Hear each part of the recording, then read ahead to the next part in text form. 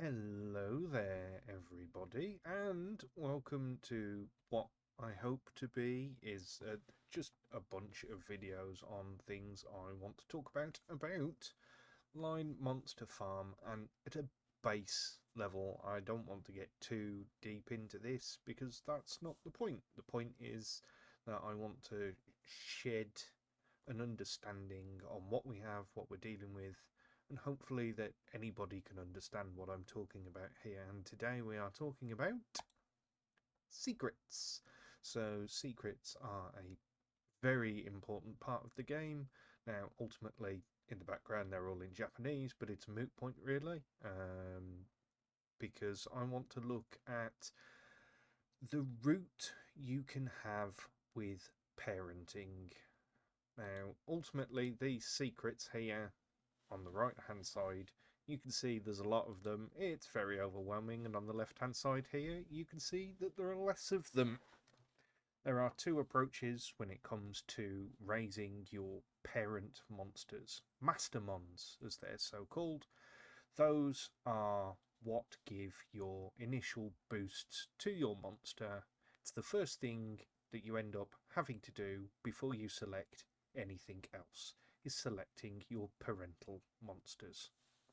Now, there are two very different approaches and each have their merits. On the left, we have Tuwa here, Random's wonderful little dog, and it's a wonderful example of a minimalist secrets monster. It has what it needs, and that's the point. The idea with this monster on the left is that because it has secrets that you so desperately want to pass down to the child, you will get them pretty much every time. However, doing that means it is less compatible, something that we'll come into later. On the right hand side, you can see that here we can't even see what the parent monster is, because there are so many secrets on this screen that it quite literally obfuscates them. That is the other angle. So on the left hand side, you've got a very minimalist approach. You have what you need and you'll get it 9 times out of 10. It's very reliable.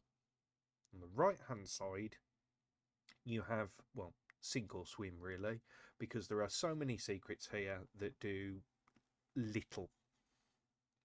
Not huge amounts, but because there are so many of them, it raises the compatibility and it raises the chance that you'll get more secrets activated. So when you choose your parents and you go into a stage, it will randomly activate a certain amount of these secrets. Can't say for certain because it seems like nobody knows.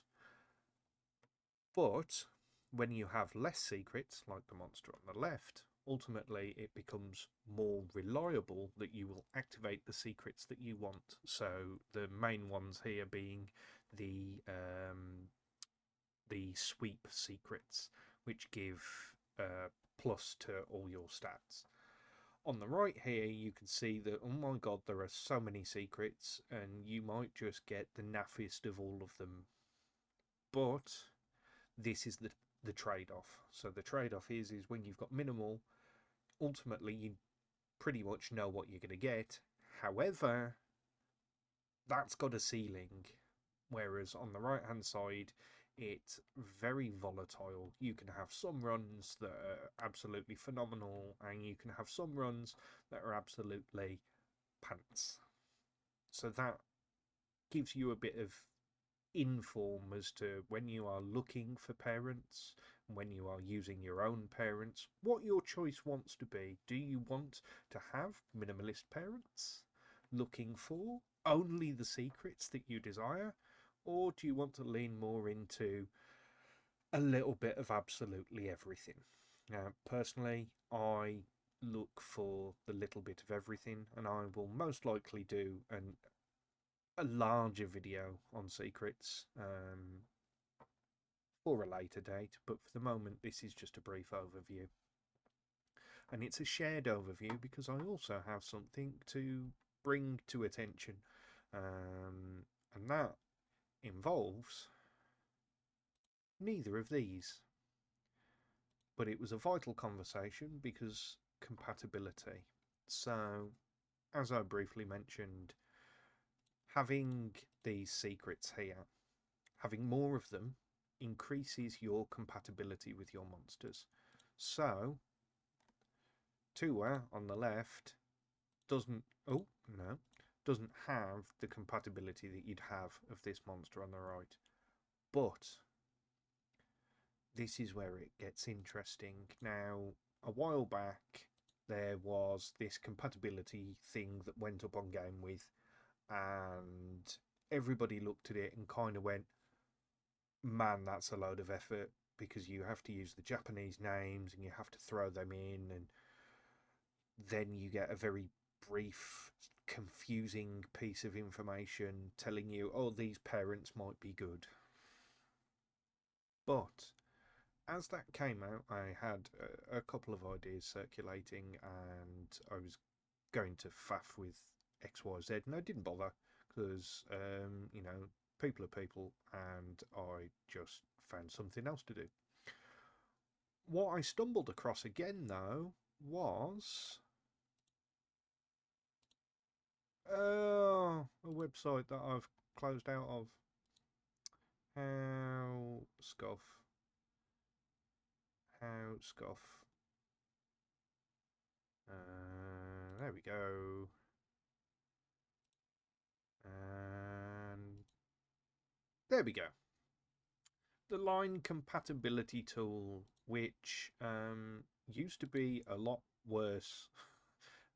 They actually recently redesigned the website, and what you have here is, so down at the bottom it talks about the criteria for compatibility and the numbers, the direct numbers that you need to be hitting. Now, of course, it's worth noting that this is done from volunteer information. It's not official, but there's a lot of credence with it and it makes a lot of sense. It's also via the Easy Start. I am just double checking. Yep, that's all coming up. It's really simple to do. You want to know what's good for, oh, I don't know, say a tyrant? Great, search for potential fathers. Here you go. Numerically, it will show you the monster. It will tell you how good they are to use. So we put Jihad in and then Mother. So something that crosses with it really well is Naga here. You can then apply the inverse, and it shows you the compatibility that you're getting out of just those parents. So using a Jihad with a Naga and a Naga with a Jihad, you've got 520 compatibility. So already, by just using these parents, you get double circle. If we were to take Tua, yay! I was correct. So there you go, Pachinyako and Lycanthrope. Apply the inverse, 544. This little tool here ends up being really helpful for trying to figure out what you need as parents. These give you a really solid baseline. Now, there's a lot more to this. There's like a tyrant version of it where you go in and you tell it all of the grandparents and noble secrets and this, that, and the other.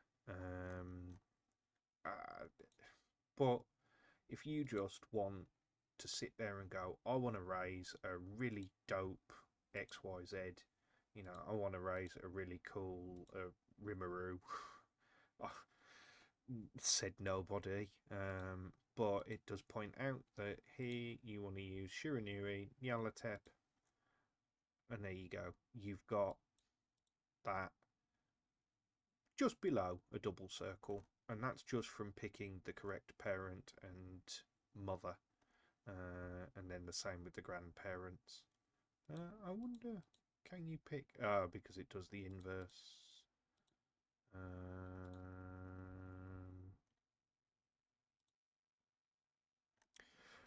So there's more to get into if you want to, but it's a really little useful tool for just figuring out what do I need to raise and how much is that going to help me. And I just wanted to point it out because it was mentioned ages ago in the server and it's changed since then and it's become a much better tool.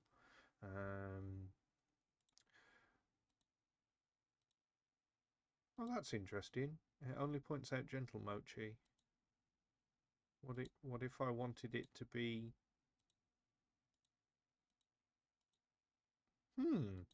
That's interesting. I wonder if I've not thought about the collab ones. I don't know. I'm just clicking buttons now. Look at him go. Um, but yes, hopefully that'll be a nice little tool. I'm going to leave it linked in the description so that's accessible for people. And if you've got any questions, ping them in the comments, and I will quite happily talk about them as and when I can. These videos will be going out in some sort of order. I plan to do a few of them. Whether this will be a first one or a later one, I'm not quite sure, but we'll see. And happy ranching!